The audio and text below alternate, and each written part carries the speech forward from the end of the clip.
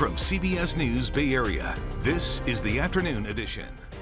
Well, thanks for joining us this afternoon. I'm Ann Makovic, and we begin today with some answers for the loved ones of a woman killed 35 years ago in Tilden Park. East Bay Regional Police just announced that DNA evidence has been identified, saying that the man who raped and killed Maria Jane Weidhofer, he has been identified. She was found dead on a trail in 1990, but the investigation ran cold. In 1997, police worked with the FBI using advanced DNA techniques that led them to later determine a suspect, John Lippery. Law enforcement found Lippery died by suicide at his home in Oregon in late 2024, and they found DNA from the scene to be a match. Today, a detective read a statement from the victim's family. Maria, the family, and the world have been carelessly cheated and deprived of her future. On behalf of our immediate and extended family, we would like to express our gratitude to law enforcement for their unceasing efforts in finally bringing some measure of closure to this tragedy. Police say there's no indication that Lippery and Weidhofer knew each other. Weidhofer was from LA County. She graduated from UC Davis and worked for a bakery in Emeryville before she was killed. A fire has reignited at the Monterey County battery storage plant that went up in flames last month. Fire officials are advising people living in Moss Landing to stay indoors and keep your windows closed. They say that light smoke is coming from the Vistra battery facility. It was back on June 16th that a massive fire forced evacuations because of dangerous smoke. Monterey County officials say the fire is not nearly as big today and no evacuations are needed. PG&E is making some changes it says will lead to fewer power outages for people in San Jose. It's going to underground power lines and reliability devices in South San Jose. PG&E officials say this should eliminate safety-related outages for about 10,000 customers during extreme weather events. So this project involves installing nearly 6,500 feet of new cable conduit underground. It removes overhead power lines. It moves a recloser, which is a high voltage electric switch that automatically detects and repairs faults in the power lines to reduce the number of customers that are in the EPSS zone. PG&E says this is just one of dozens of projects in the South Bay aimed at reducing outages during winter storms and heat waves. All right, speaking of weather, let's take a live look outside. Pretty cloudy and foggy out there. Let's check in with meteorologist Jessica Birch. A weak cold front is sweeping throughout the Bay Area today, bringing in cloudy skies, some light showers that move off to the east into the afternoon hours, and daytime highs today just a little bit below where we were yesterday. For example, the Santa Clara Valley today is sitting in the low 60s. Yesterday we were in the mid to upper 60s there, and we have some 50s along the coast near Half Moon Bay and Pacifica, and some 50s all the way over into Vallejo too. Now we tracked this system that's continuing to sweep off into the east. It's visible, this cold front, as that rain moves off closer to the Sacramento Valley, but it doesn't amount to much. These rain showers will give us closer to around 1/100 of an inch of rain as we head into the afternoon hours today, which is actually a treat. It's a cool and cloudy day for us today, but the best part is, look at this real fast. We're going to warm up even more as we head into the rest of this week. Once it pushes through, we're expecting 70s in our inland areas into this weekend's forecast. So we'll keep you updated on those numbers as we get closer. Court workers in Alameda County are on strike today after failing to reach a deal on a new contract. They're demanding fair treatment and drawing attention to what they call a severe staffing shortage. The workers' union says 1 in 5 jobs are not filled, forcing workers into roles they weren't trained for. The union says the shortage is delaying trials and hearings. 99% voted to strike, which could have an impact on upcoming court cases. Also in Alameda County, Ursula Jones Dixon reports on her first day of work as district attorney. Dixon was sworn in yesterday to replace recalled DA Pamela Price. She said she wants to depoliticize the office and build bridges. Congratulations. Dixon plans to focus on rolling back some of Price's directives on case charging and revamp victim witness assistance programs. She also plans to meet with families of murder victims to discuss their cases. Those will no longer be in place because the expectation is the people we have charging cases know how to charge a case. They shouldn't have to go through 3 levels of supervisors to determine whether or not an enhancement should be charged. Dixon is going to hold the office until at least 2026 when the seat is up for re-election, and she plans to run for a full term. San Francisco's Richmond District is getting a potentially life-saving speed camera installed at Geary and 7th. It is the first of 33 set to be installed in intersections around the city. Walk San Francisco organized a celebration in honor of the camera. The group helped victims' families advocate in honor of lost loved ones. The executive director says the cameras are a sweet victory for families hoping to prevent further tragedy.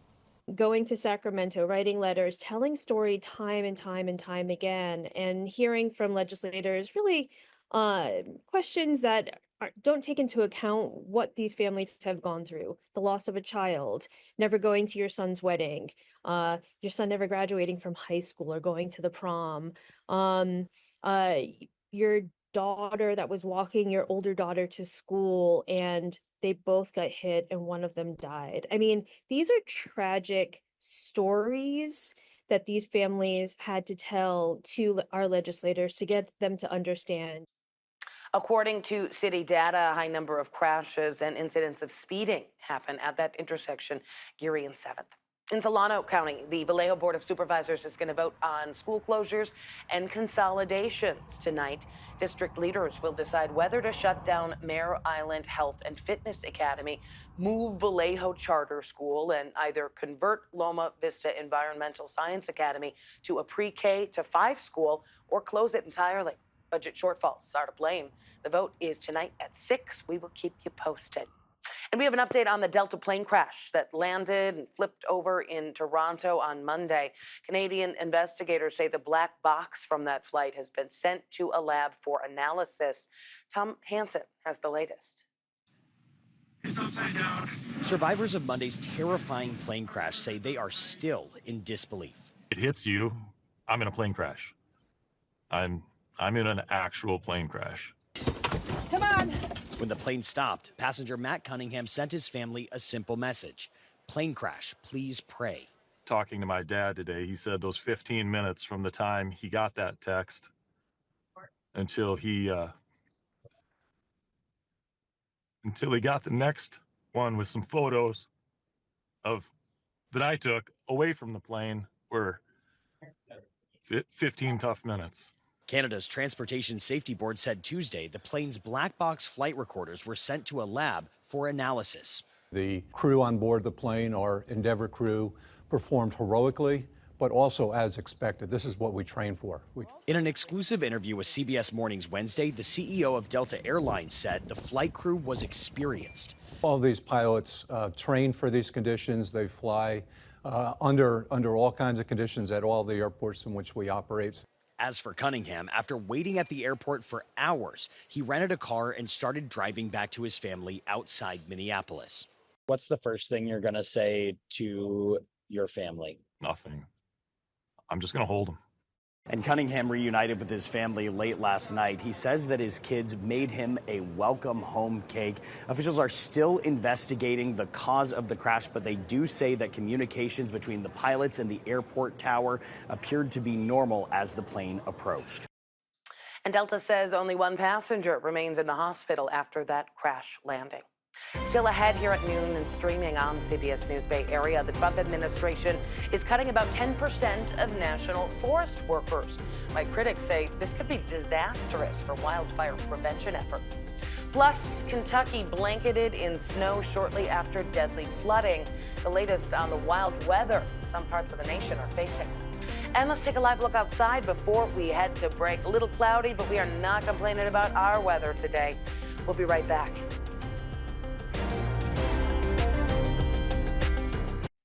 The Trump administration is cutting 10% of U.S. Forest Service workers, and some critics say the move could be disastrous for wildfire prevention here in California. The U.S. Forest Service manages about 20 million acres of wildland in our state. The forest workers are responsible for fire mitigation, things like controlled burns and brush clearing. In Placer County, east of Sacramento, more than 50% of the forest lands are managed by the U.S. Forest Service, and the cuts have people there worried. Yeah, it's nerve-wracking. I mean, if it wasn't for kind of the teams that were prepped during the mosquito fire, I'm sure many more would have lost their houses. And up here, I mean, if you look around, we're surrounded by trees and nature, and if it's not taken care of, we lose a lot more than just our houses. Placer County supervisors say they are working with the federal government on fire reduction. A winter storm across the south is hitting states like Kentucky with a triple weather punch of flooding, snow, and extreme cold. At least 9 people were killed in that state alone, and swollen waterways are creating dangerous conditions for thousands on the roads. Now, an approaching snowstorm could further complicate rescue efforts. Some flood warnings are being extended through today. The governor says the main concern is strong gusts of wind, which could help uproot trees in loose, waterlogged soil. All right, back to our weather. Certainly looking peaceful compared to much of the country. Taking a live look outside where it is a little gray, a little foggy out there. Let's check back in with meteorologist Jessica Birch.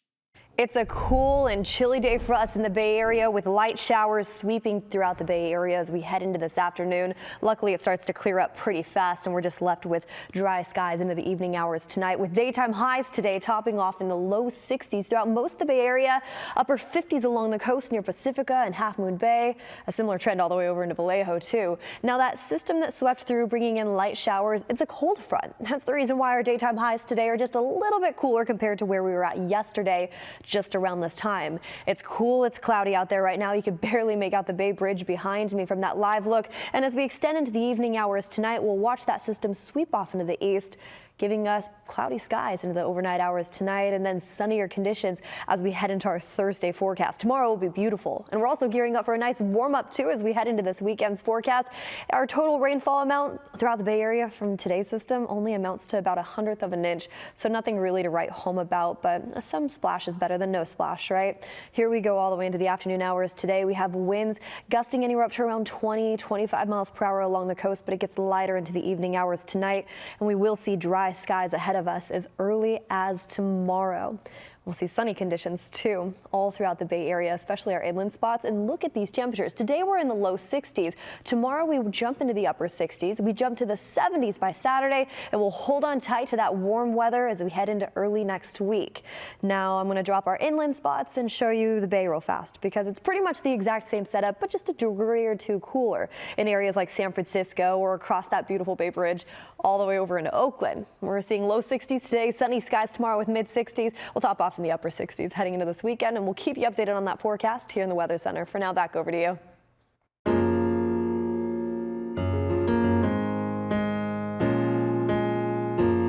This Black History Month, we are shining a spotlight on a very dedicated civil rights activist whose lifelong commitment to social justice has had a significant impact in San Francisco and beyond. As the pastor of the city's oldest African-American church, Reverend Amos Brown has fought against racial injustice since he was young, from dismantling segregation in the South to leading initiatives that uplift underserved communities. His work continues to resonate today, highlighting the ongoing struggle for equality and the need for a more inclusive society.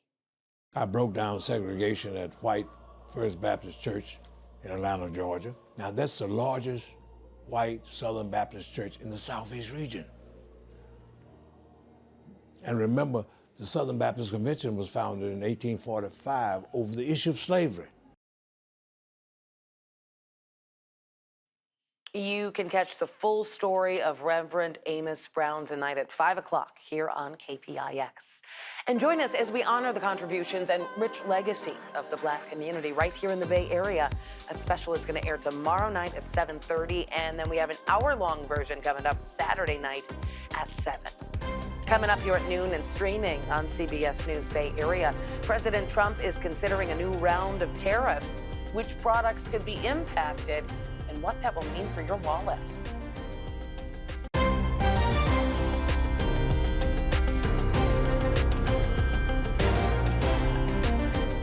President Trump is defending cuts to the federal workforce. Thousands of government workers have been let go since Trump took office, and CBS News just confirmed some veterinarians and animal health technicians working on the bird flu outbreak were accidentally fired. The agency said it's now working to rescind the dismissal letters. Democratic lawmakers say they're worried about the cuts, specifically to the FAA, saying they could hurt public safety. These are really important jobs to the current system, and the current system has to keep functioning. The Trump administration says DOGE is focusing next on the Department of Defense, with representatives visiting the Pentagon and weighing cuts at the federal government's largest agency. Meanwhile, the president says he is considering imposing a new round of tariffs. These would be 25% tariffs on cars, computer chips, and pharmaceuticals. He said he'll make a more formal announcement in April, saying he wants to give time for potentially affected companies to bring their factories to America. Coming up next at noon and streaming on CBS News Bay Area, sea otters have emerged as unexpected heroes in Monterey County. How they are helping control an invasive crab population.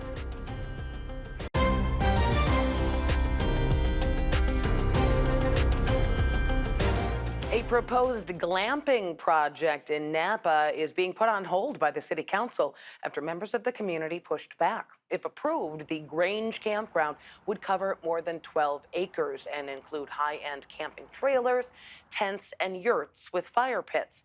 Locals raised concerns about fire danger, crowding, traffic, and safety. Hungry sea otters emerging as unexpected heroes in Monterey County. They are tackling an invasive crab species and revitalizing the ecosystem. Scientists have been tracking these green crabs for years, noting their harmful impact on native species since the 1980s. They set traps, but the crabs persisted until they started to disappear with no explanation. My colleague, he's retrieving his traps, and in the background, he hears this loud chewing.